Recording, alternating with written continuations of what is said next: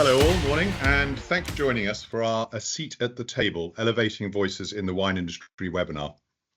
This panel discussion, brought to you via a collaboration by North South Wines and Harpers Wine and Spirit, considers the differing ways drinks trade companies can use business to drive meaningful change. The discussion will cover diversity, inclusion, human rights, and sustainable development.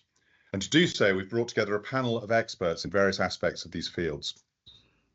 Okay, I'd like to ask each of you, the panelists, to introduce yourself. Perhaps if you give us a brief description of your role, job title is helpful, but your role in your company or organisation would be great. And as I'm looking at the screen, perhaps Rebecca, we could start with you.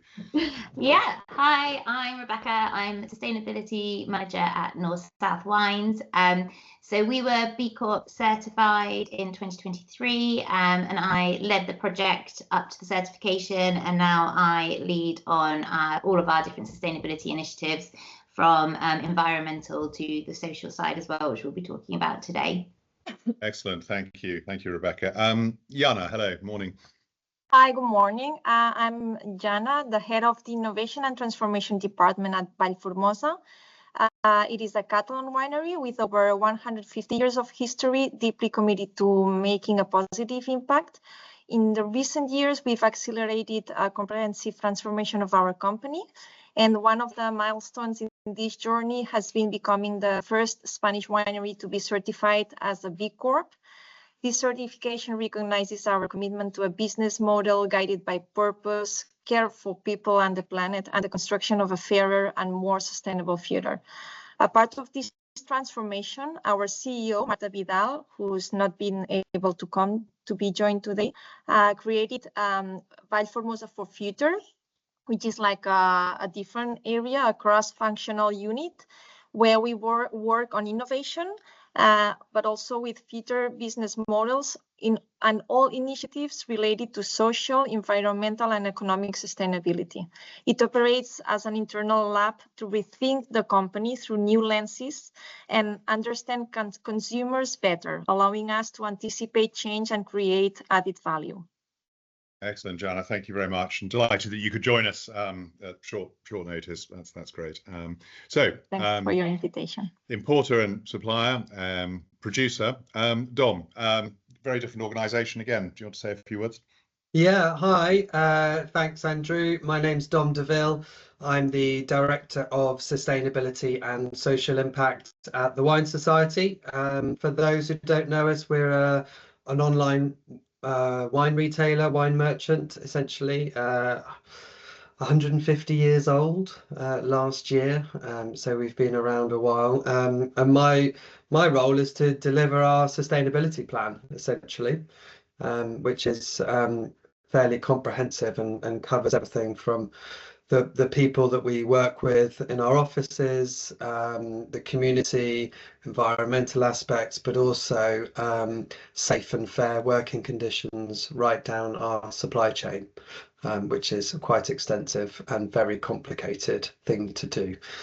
But I'm sure we'll touch on that on the webinar.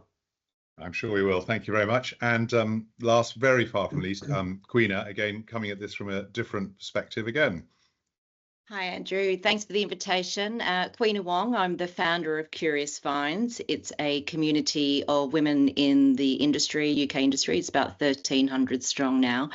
It's a community which is there to support the industry. It's a friend of the industry as far as diversity initiatives in identifying it. I think it's probably most known for the UK Women in Wine Survey, October 2023.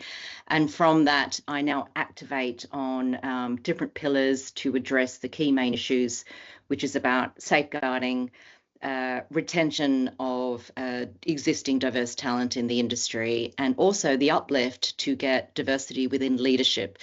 And so I work on a community pillar, which is providing an environment where women are not in such a gender biased environment. So we've got an online community with a weekly newsletter, in-person events, lots of activations, but also development as part of the strategy to try and help women network a little bit better and increase their personal development and qualifications in their route to leadership.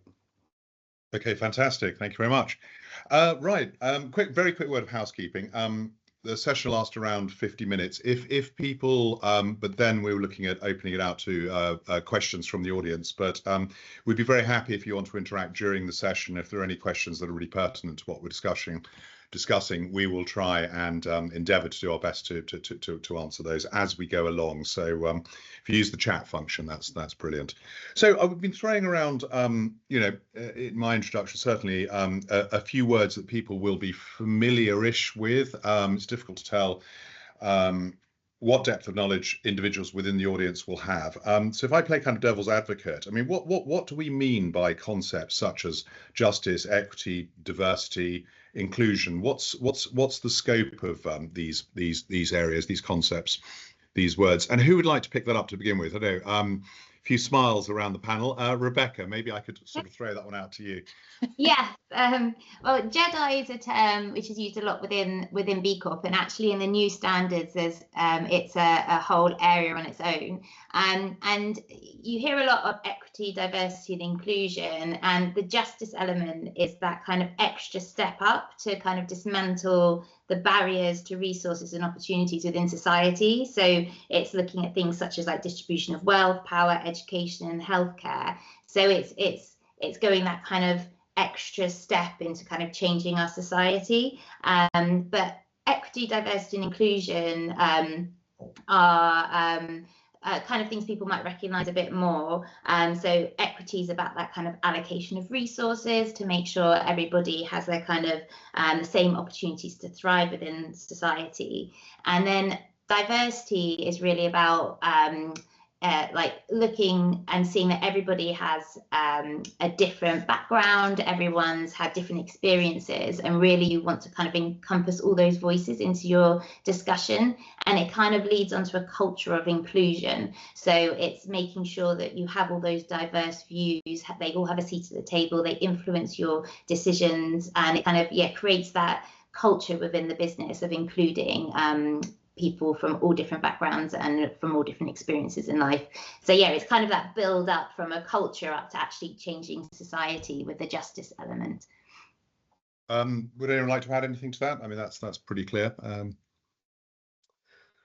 Dom, you're Yeah, I mean, it's pretty clear. I mean, we kind of see it as inclusion is something that you do as an organization.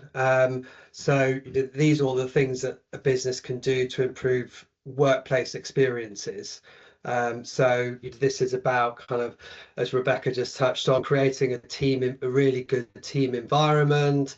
It's providing flexibility, whether that's hybrid working, or some people need to leave at 4 because they need to take care of their parents or whatever it might be.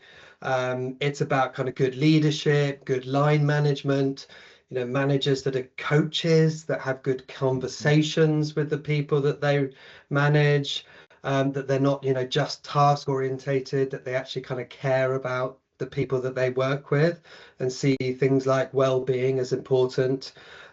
So it's that sort of experience at work and taking away small barriers to irritations that we all have in our day-to-day jobs, so that we just have a positive experience at work. So that's kind of the inclusion bit that a business can really work on, and I think that's that cultural piece that Rebecca was talking about.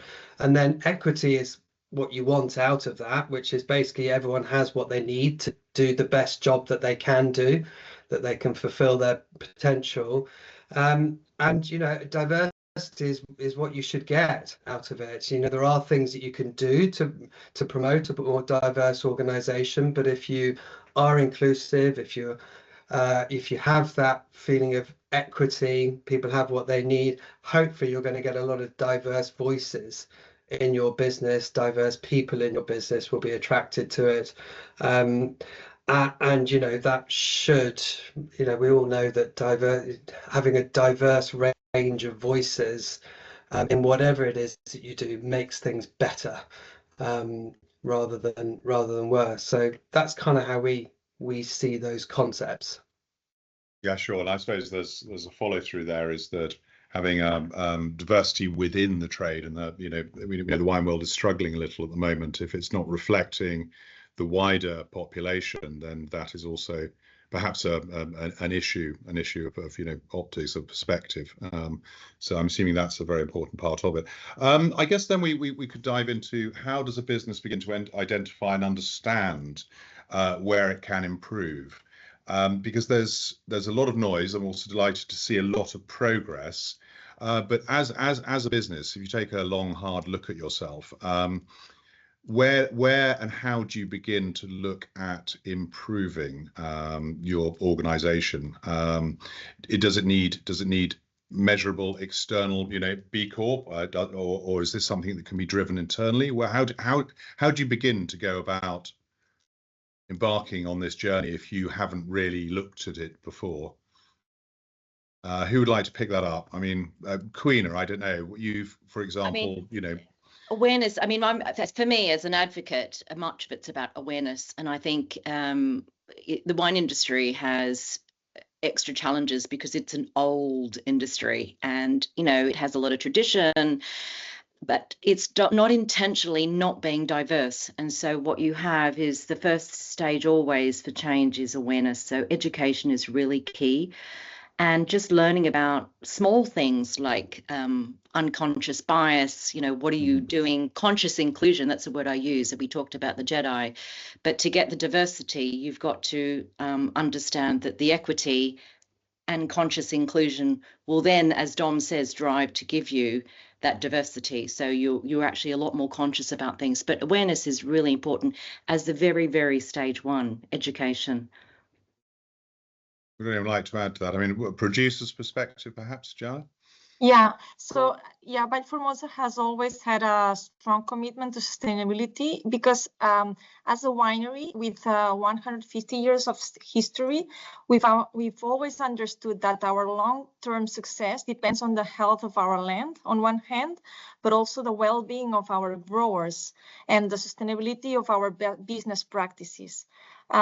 We as a company and as a winery, we have a different business model compared to many of the rest of wineries, which is we don't own any vines, but we do have a very strong relationship with more than 400 wine growers, which they provide us with grapes, and we have to make sure that we provide them with technology, training, and the best tools to make sure we get the best quality grapes. So this is key for our company, and that's something we started many years ago already, and that's very important to keep in mind as a company, to make sure that about this long-term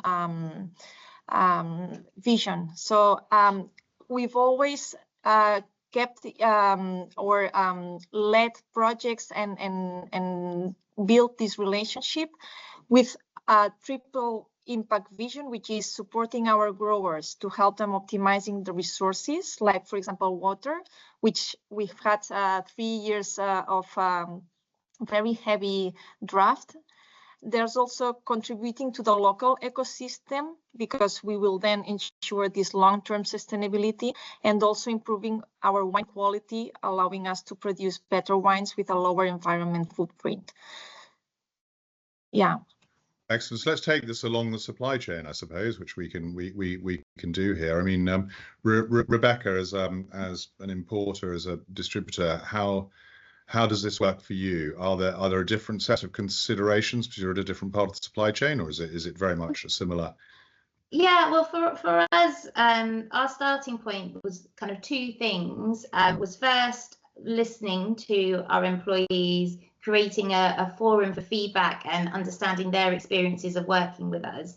So creating that kind of open environment to discuss. So we set up committee, which anyone was allowed to be involved with if they wanted to, but was representative of people from different parts of the business to talk about their experiences, to talk about their thoughts and their ideas, and to help frame our kind of strategy moving forward. So I think getting that information from your employees and that feedback mechanism.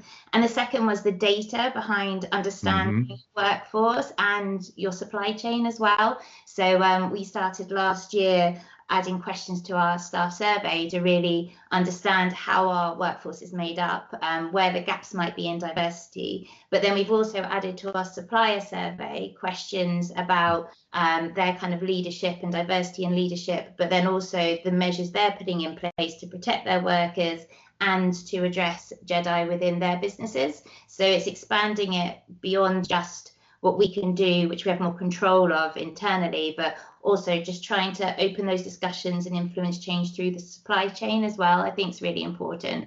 But yeah, it's basically, for me, it's having those open discussions and collecting the data and analysing where you are, and that then gives you ability to set targets for improvement moving forward. And I'd definitely like to dive deeper in a moment into yes, how you influence and work more closely to progress with others along the supply chain, so your supply chain partners. Dom, I mean, again, a slightly different perspective. You're, as the Wine Society, you're bringing wine over and you're selling direct to consumers, to wine lovers. Is there a different picture from there, or is it pretty much a similar path that you would follow?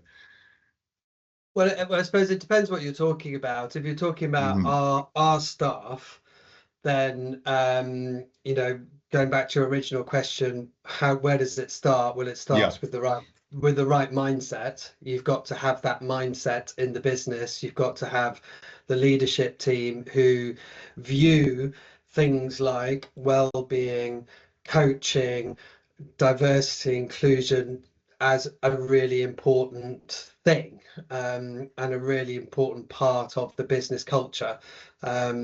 You know, because it requires lots and lots of small actions to create that kind of culture. There's no like quick fix. There's no one thing that you can do. There's no silver bullet.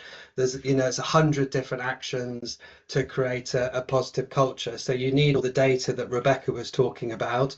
How do people feel at the moment? Your pulse surveys, your kind of well-being surveys and things like that. You gather lots of data, talk to people, and then, you know, you make some choices about what are the things that you can do to improve things in your business. But it's got to start with that mindset. Because, you know, because it does require work. It shouldn't be too complicated, and I think there's a danger that businesses overcomplicate it, you know, or they swing to extremes too quickly.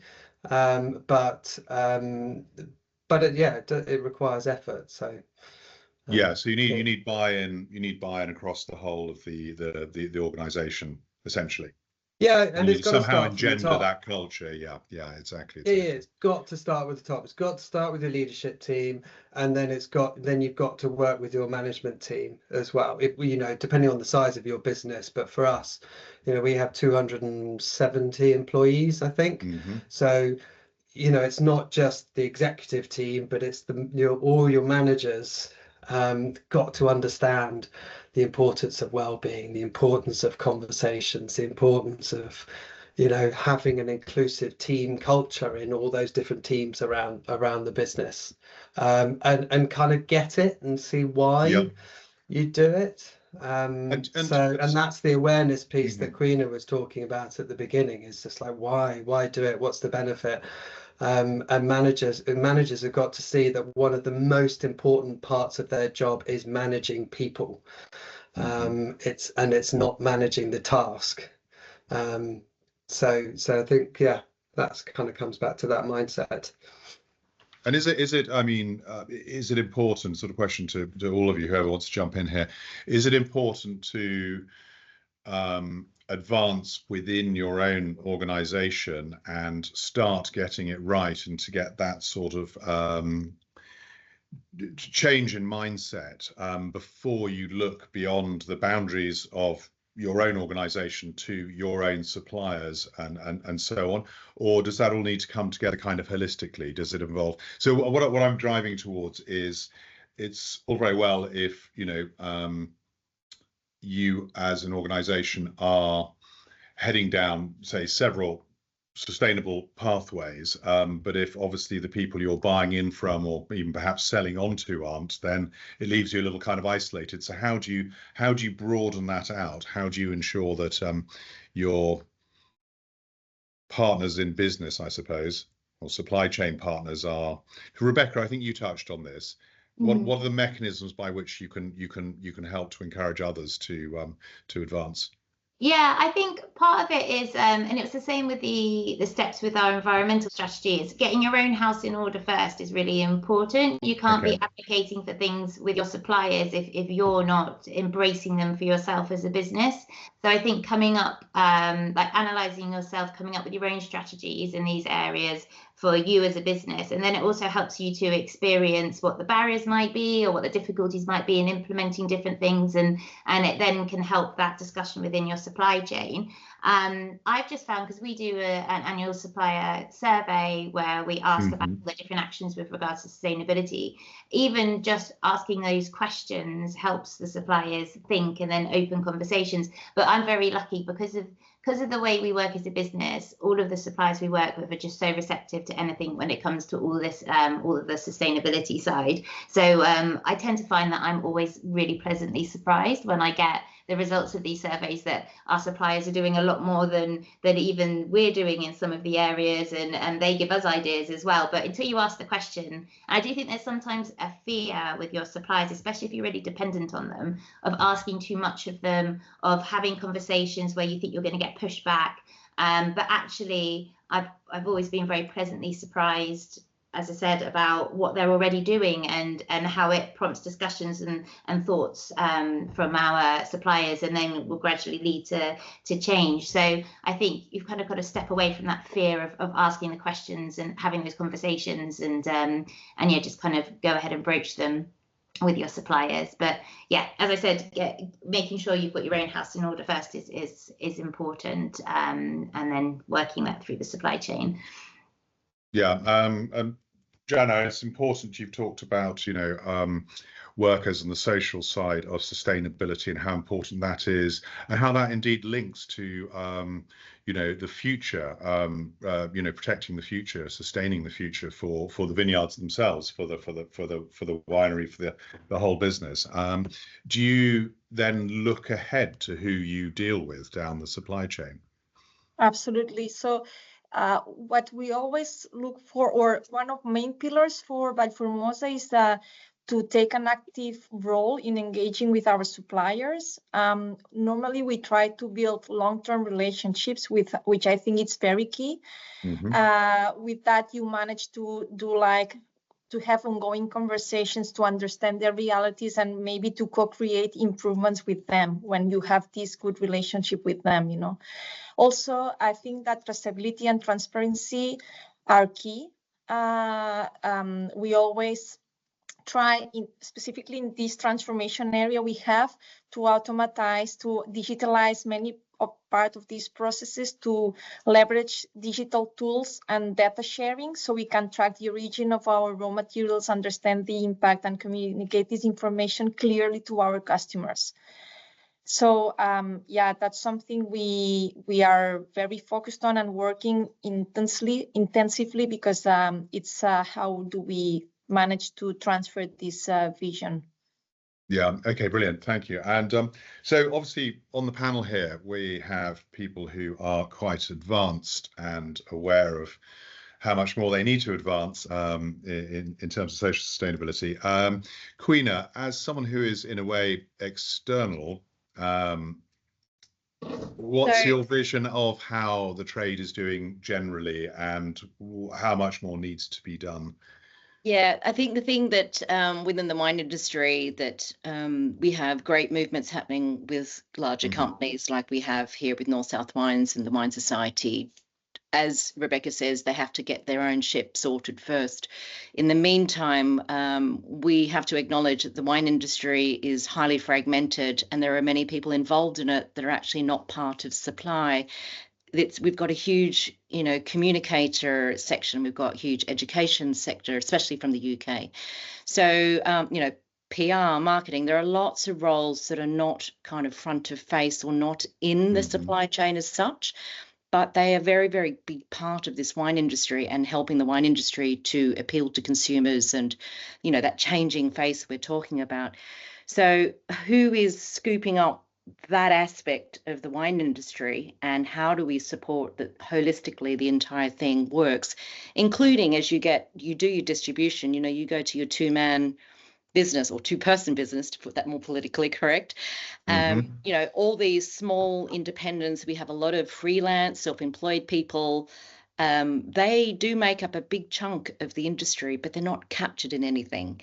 So this is one of the challenges I know with Curious Vines, why it has been very popular for women to join, is because they're not part of anything big enough that looks after them. So I think it's great to have great movement from the larger companies doing their thing. We still have a way to go as far as looking after the entire culture of the industry as a whole. Are there some quite simple, demonstrable examples that you could all draw on and share as to how to improve? They might be. I'll go first. Yes. Yeah, I'll pick up some of what Queena just said. So one of the things we're doing recently, I think it's either happening around now or is about to happen, is Emma Hodges, who does Emma's Wine Time. So she does training around inclusivity, but also knows a lot about the wine industry. So we're bringing her in to do specific training with our marketing team. And so that is, if you think about the marketing team, it's how they project us as a company, but then also how they project our brands, you know, the content on our website, how our events are put together. So they're really, really important to get involved in training specific to them. So yeah, we're bringing her in to really work with our marketing team on that. I think training is really key, and that's something that we're focusing on. So we're going to do a more intensive course for marketing and the management team who do the recruitment. It's really important for the people who do the recruitment to really understand this issue. And we're going to do a more intensive course for them, and then do a kind of a lighter course for the whole company, so everybody has that kind of understanding. So that's, and then we did recently just a kind of smaller thing. We've got this this girl in our team called Tanita, and she learned how to do sign language, and we did a sign language tasting note on social media. So it was kind of using our communication platform to be more inclusive. But we've got a whole strategy that we've developed as part of our committee around training, recruitment, internships, mentoring that we're going to be implementing. But it was all done by feedback from the employees of what they wanted to see for us as a business, and then a group of us presented it to the management team and got them on board. So yeah, it was really important to get that feedback and that vision from the employees within the business, really. That's fantastic. And aside from, I probably count on one hand the number of times I've seen Braille on a label in the wine world. That's the first time I think I've ever heard sign language mentioned in quite a few years. So that alone is a great example. Jana, can I ask you if there are any demonstrable examples that you could throw out? Perhaps just one simple mechanism by which you've improved things and moved forward. Yeah. So in terms of inclusion, you mean? Yes. Yeah. Yeah. So because throughout our transformation process, we've placed a strong emphasis on inclusion and making sure that everyone's going to be able to keep on contributing to the company and growing professionally. We've implemented training programs. Also, cross-functional projects. So that's been very good, because people has worked with different teams that they are normally working with. So they've been learning new things from other people from other areas, and that's been very, very empowering for all people, but also for the rest of teams. And also, what we have done is to make sure we capacitate them. So because we are trying to add like a technological layer in many of the processes, we are making sure this is done with a change project behind. So we, through the people area, we are managing this change and this adaptation and transformation process, not only by capacitating and forming people or training people, but also in terms of mindset and culture, that they manage to do this switch. Otherwise, you can supply or you can provide the technology, but if people is not mentally adapting themselves, it's never gonna work. So we are putting a lot of emphasis in this changing and cultural aspect. Yeah, brilliant. That all sounds absolutely brilliant. Dom, earlier I think you were talking about workers in the supply chain. So I don't know if that's a different angle, a different way of looking at this. Maybe you could elaborate a little about the Wine Society's work there, or proposed work. Yeah, something you've started looking at. Yeah. Yeah, I mean, we're quite early on it, but yeah, because I suppose what we've talked about a lot today is what are we doing in our own businesses with our own people. But you know, as a retailer, we buy from something like 1,000 different producers across 26 different countries, and we all know in the wine industry that that picking grapes in particular requires a lot of seasonal and temporary workers at harvest time. You know, back in the day, we would use local people. Local people don't necessarily want to work in vineyards anymore, but you still need people to pick the grapes at peak times. So where do those hundreds of thousands of people come from, and how are they taken care of? So in addition to the work that we're doing with our own staff, we've also now got at early stages of a program of how can we work with our suppliers to ensure safe and fair working conditions throughout our supply chain. And for us, we're focusing primarily on those seasonal and temporary workers. So we're focusing less on the permanent employees of producers, if that makes sense, more on the seasonal workers, because that's just where we see the biggest human rights risks. And you know, risks there can be, you know, anything from long hours working in too hot conditions without the right clothing to the more criminal end around forced labor, human trafficking, and we've seen a few of those cases happen in Europe in recent times. So our program around that is really focused on awareness raising with our suppliers that there are risks, and actually we need to, what are those risks, but then helping them practically take steps to mitigate them. So that involves very practical guidance about how do you assess where the risks are to individuals in your business and in your supply chain. How do you prioritize those risks? What are the most serious risks? What are the most likely to happen risks? Then how do you create a plan to reduce those risks as much as possible?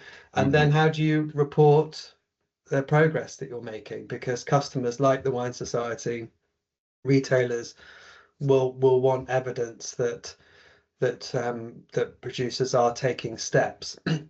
And as I said, this is particularly around seasonal and temporary workers, particularly those hired through third-party labour agencies, because that's where we see the highest risks. So we're very much at early stages. It's complicated. We know it's tough for producers because finding workers at harvest time it's hard. Jana will, I'm sure, know how tough that is, and you know, it's a lot of the crimes and a lot of the issues are hidden.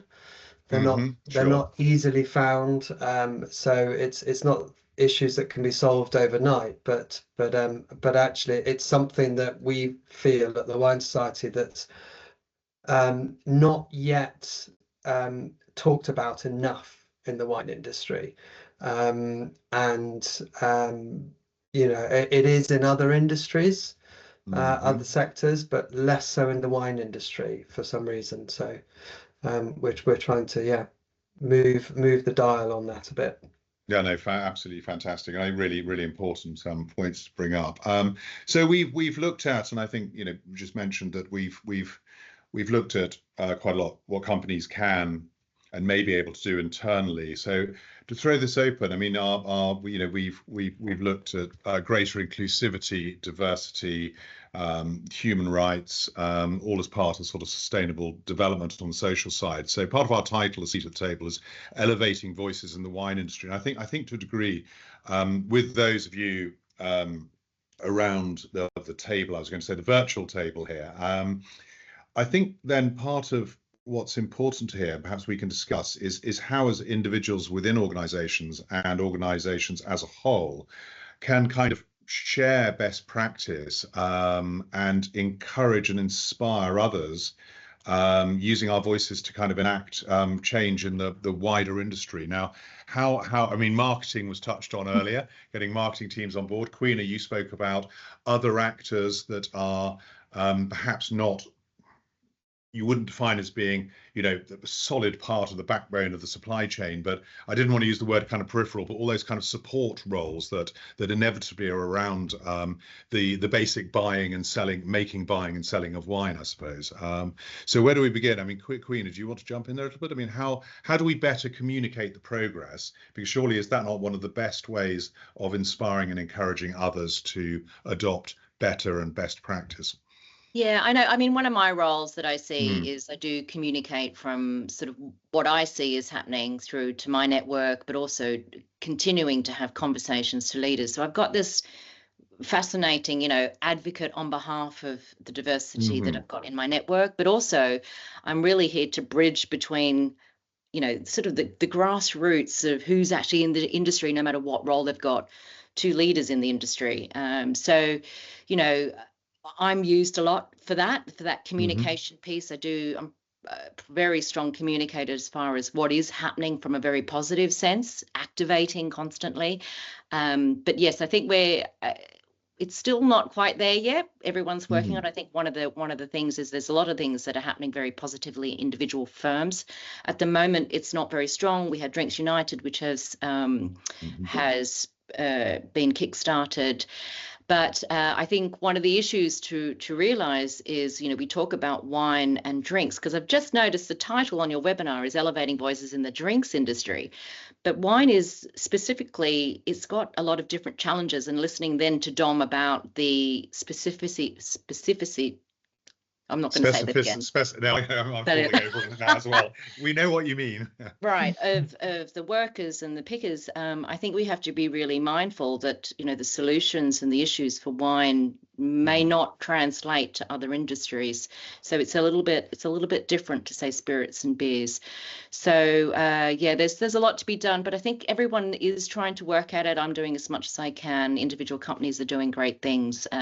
It's work in progress. It's a work in progress, yeah. We've recently partnered with, we do quite a lot of work in partnership with the Drinks Trust. I don't know if others work with the Drinks Trust. Yeah, we do quite a lot with them. We use them for doing like well-being, or their partners to do well-being training, for example, for our well-being champions and managers.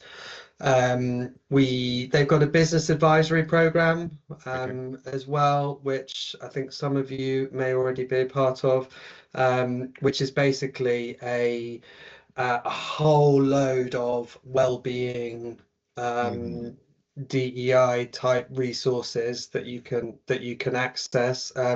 So that's a really kind of area for resources. It's quite well-being focused, but that, you know, that's really useful, we find.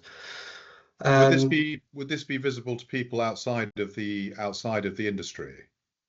Well, I think the Drinks Trust, as long as you're in the hospitality sector, you can access stuff from the Drinks Trust. Business advisory program, I think we pay for that. for access to those resources. So I don't think it's free. I think that the website's fairly clear as far as, when you want to investigate it. It will determine sort of what the path is to communicate that. But who is has got a lot of resources online is WineGB.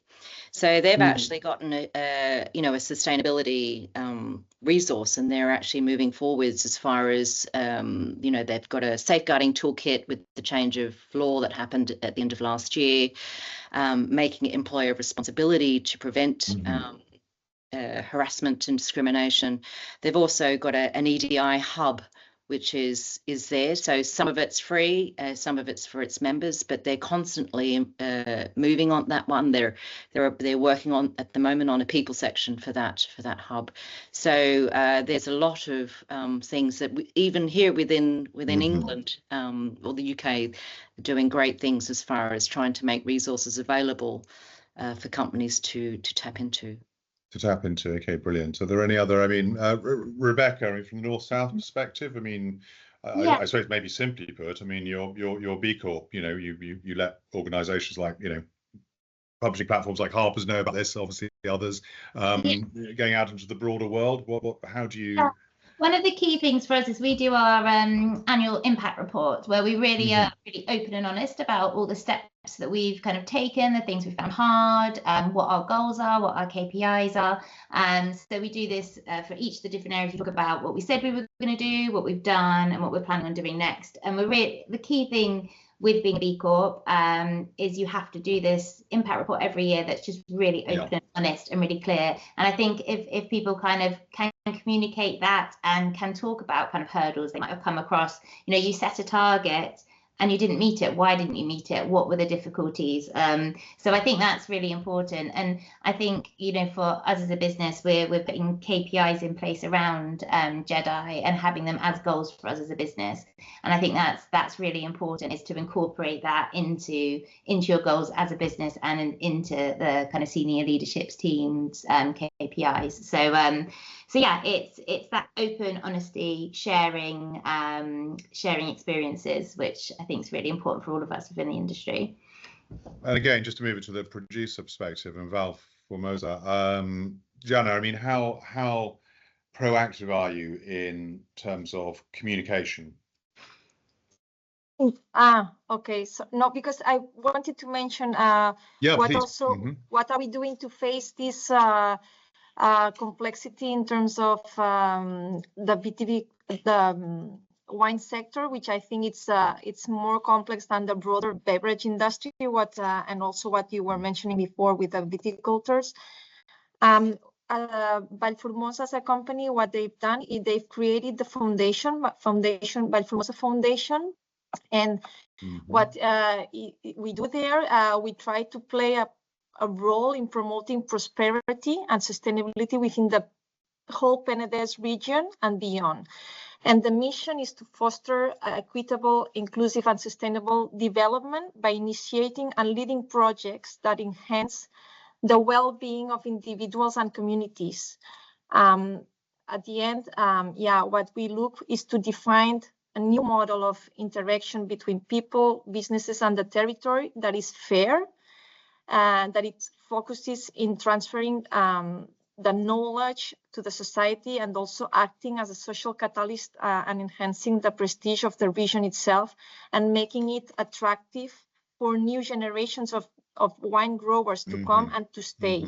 Otherwise, what we are facing now is that all our 400 wine growers we are working with is that the average age is 60 years old, and we need to renew them, and we need to make sure that this job is gonna be a long-term job and that the new generations will stay.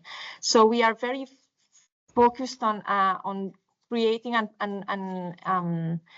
being and having a very active role in addressing this situation and making sure that this will be shifting to another era where we have this collaboration, this knowledge sharing, this transferring, and making sure that it's a good a good option for new generations. Yeah, and that's a very interesting point. It's something I wanted to mine a little bit deeper in, and where time is running quite fast. So I'd like to get this in. You mentioned long term, and forgive me, but I think it was you, Queena, who mentioned roles at the top as well of organisations. It strikes me that it's easier to become more diverse in your broader workforce, but it's a slower process to shift things, for want of a better way of putting it, towards the top of the pyramid in a given organisation. Is there how do you deal with that? How do you begin to overcome that, if indeed that is the case? I mean, I think I just look around the trade and I see a lot of companies now really making progress, but there are still perhaps sort of natural obstacles and sort of slowing points. I can't think of what to call them. You know, the old board of directors still looks like the old board of directors always has done, despite a greater diversity in the broader kind of workforce. Is this necessarily a very long-term process? Are there any shortcuts? Are there any ways of speeding up? I don't know. I floored everyone. Does anyone else pick that up? Well, I mean, it's tricky, Andrew, because to allow diversity in, it means someone has to leave. So you know, and I think that would be decisions for larger companies if they've got a board. What are they doing to reshape that? And making very hard decisions. It's not easy. You know, it's one of the things, you know, especially if you're even talking about a lunch table or a dinner table and everyone's sharing a bottle, you can only have so many seats at the table. Yeah. Because there are only so many seats. So to have diversity, someone has to come off. So that is, you know, from a discussion as far as what are the benefits to business? Well, we know that diversity in leadership and diversity in boards makes better business performance.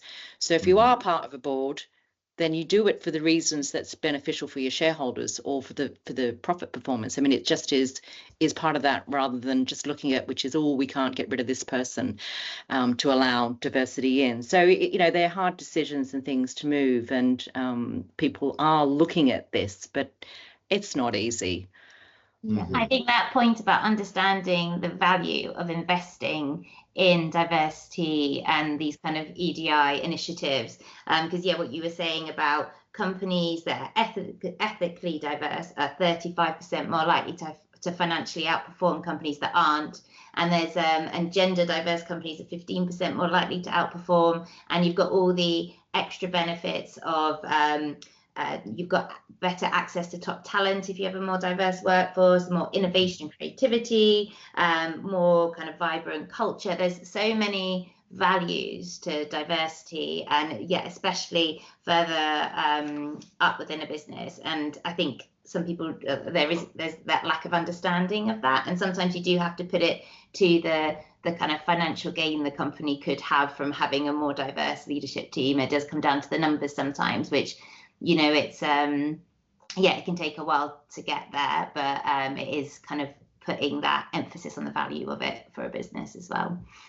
Yeah, I think this is a really important point. I mean, if you look at it just in really quite sort of cold economic terms, perhaps there are bean counters to persuade as well. So I think, Rebecca, you're suggesting you need to move beyond what can unconsciously be a groupthink, a similarity. You need new perspectives and voices and backgrounds and experiences, and of course then those boardroom discussions, for example, will become more diverse in their ways of thinking. And we've also touched on something which is sort of extraordinary. Sustainability, to my mind, is quite difficult to communicate, and I tend to talk about sort of pathways plural, because that in itself is very diverse and diffuse, and different people and different companies will move down different pathways at different speeds depending on needs. Perhaps it could be a lowest hanging fruit thing, or it could just be what's more pressing. So social aspects might be more pressing in a country, in a wine region like the Cape, for example, whereas climate may be more pressing in, I can't think of an example, but somewhere else where climate is changing very, very fast.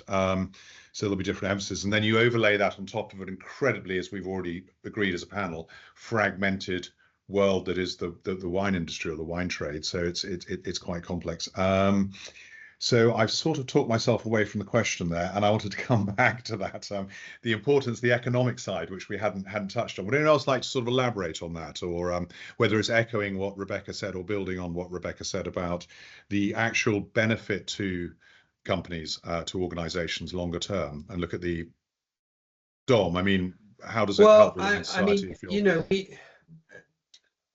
yeah, I mean, just to maybe to answer two, I think there's two questions in there. One around creating diversity. I mean, at board levels, as Queen has talked about, that's hard, and we're slowly tackling that, but it's a slow thing. But there are tactical things that you can do within your business, you know, around kind of bias-free hiring.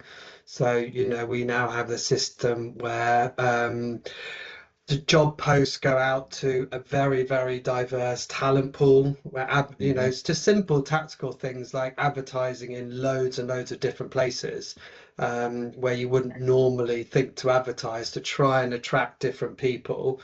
And then, you know, we've got this recruitment tool that means that there's certain information that's redacted from the CV before you actually meet the person.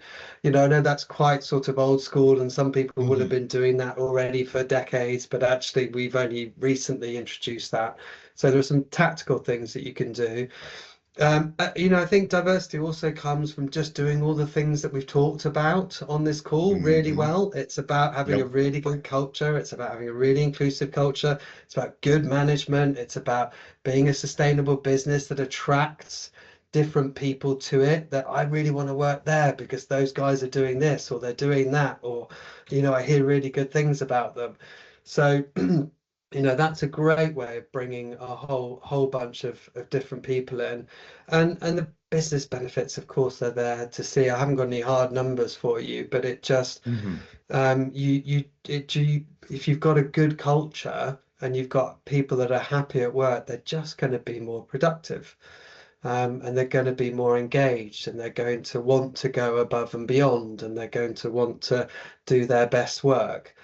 That's what you want, and you know, you want them to do their best work, so you've got a great business and you want them to be happy doing it. So again, I think sometimes we overcomplicate things, but I think for us that's really what it comes down to.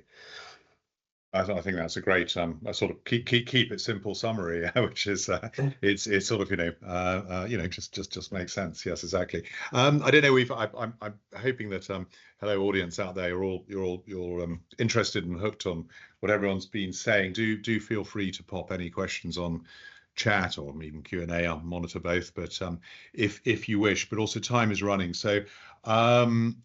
Andrew, I just wanted to sort of to Dom's Queena, point. Please, So if people aren't aware, apart from my weekly newsletter that I send out to my community, there is actually a jobs listing. So companies have been trying to find more diversity. Of course, it's a female diversity network, but they have been using it to try and, as Dom said, advertise it in as many places as possible to get at least an awareness of some of those job roles that they wouldn't normally capture in normal ways. So that's there if people want to use it. Fantastic. Okay, great. That's good. Well, I think I may invite you all to put you on the spot a little bit and just ask you, go around again as we did at the beginning when you were introducing yourselves, and say if there was one kind of takeaway from your own experiences so far in terms of helping to elevate voices, in more diverse voices in the wine industry, what would your takeaway be? And perhaps imagine, rather than the audience out there, and you know, there are some really fantastic and together people and companies represented there, positions. But what would your, if you pictured me perhaps sort of setting up a wine business, and I'm floundering a little bit and thinking, okay, this seems like a big and scary topic, and you know, it's really complex, and I've got the day-to-day nuts and bolts to think about as well at the same time. Is this not something I can just park and come back to further down the road? What would be the takeaways that you sort of give to me from your own experiences? So I don't know, Rebecca, perhaps we can do a clockwise from top right again. Probably gets more difficult as you go around, I'm afraid. For me, I think it's the whole piece of having those open, honest conversations within your company, and create a forum where people feel that they can give honest feedback, and you listen to it, and you work from that, because it's really until you start understanding people's experiences of like working within the industry and working for you that you can kind of understand what changes you could make or need to make, and it's even putting feedback into your recruitment process, so people who go through the recruitment can give you feedback on how you can improve that. But yeah, just listening to people within your business. So Absolutely. openness, listening to feedback, yeah. So again, quite obvious things, but we don't all necessarily think of the obvious the whole time. We're all busy, and things go by the wayside a little bit. Jana, any thoughts to add? Yeah, absolutely agree. And it's about listening. Also, I think it's about creating the space and giving real power to people with different perspectives. Because in our industry, it's very traditional. It takes courage to challenge the status quo. But when we do, we grow, and we see that there's no limit. So there are new generations coming, new ways of seeing, new ways of drinking, and that shouldn't be something that it's not a threat. Sometimes many wineries see it as a threat, but it isn't. These are new opportunities, and that doesn't mean that you are stepping away from the traditional wine or quality even, no? But many times other wineries see this innovation as quality depreciation, and it doesn't need to go together. I think it's just the opposite and the other way around. So it's creating new products, new formats, new markets that are yet not open or created, and that it needs to be built by wineries itself, no? And this is also a way to connect more genuinely with your consumers and build a stronger relationship with them. If you are not providing them what they are looking for, you will never manage to do this much with them. And that's something pretty much difficult within this industry. Yeah, so creating space, empowering, this in turn leads to more innovation, perhaps, and ultimately the one part of the industry we haven't really, or the trade we haven't really spoken about, and that's the participating consumer. So leads all the way back to the consumer. Dom, could I ask you if any thoughts you'd like to add, or in summary? I mean, big thing for me is don't overcomplicate it. I think I've said that a lot. There's lots of buzzwords that fly around: equity, justice, diversity, inclusion, well-being, coaching, blah. There's so many buzzwords. We followed 4 kind of what we think are fairly simple steps, to get started. First step is, get a bit of data, talk to your people, find out what they think, how they feel about working in your organization. From that, there's probably a few kind of tactical steps you can take, maybe to improve a bit on well-being here, or change the way that you hire, for example. So that's kind of the second step. Third step, think about your managers, if you have them, kind of create that management development, help them with coaching, be better coaches, to have better conversations with their direct reports, help them to understand well-being and the importance better. And then the fourth one is just think about your workplace culture. Have we got the right rewards and recognition culture in place? Are we connecting people across the business? Do we do social events together? Do we how do we talk to people that we don't necessarily work with on a day-to-day basis? So those are kind of the 4 areas that we focused on to begin with, and then just sort of build it out. Yeah, no, that's brilliant. So, I mean, while obviously one needs, and we all need kind of, language and definitions to kind of work with to describe, at the end of the day, it can look quite sort of daunting and complex, but by not overcomplicating it, by keeping it simple, it comes down to some pretty recognizable kind of, things that you can put in place and you can do and you can, action. Queena. Yes, I just wanted to add on to Rebecca's point. She's looking about getting feedback, getting, the ability to have those conversations going. It is really important for me that in any company structure, or any industry, if someone does not feel that they're safe to speak up, it doesn't matter whether you've got that channel open.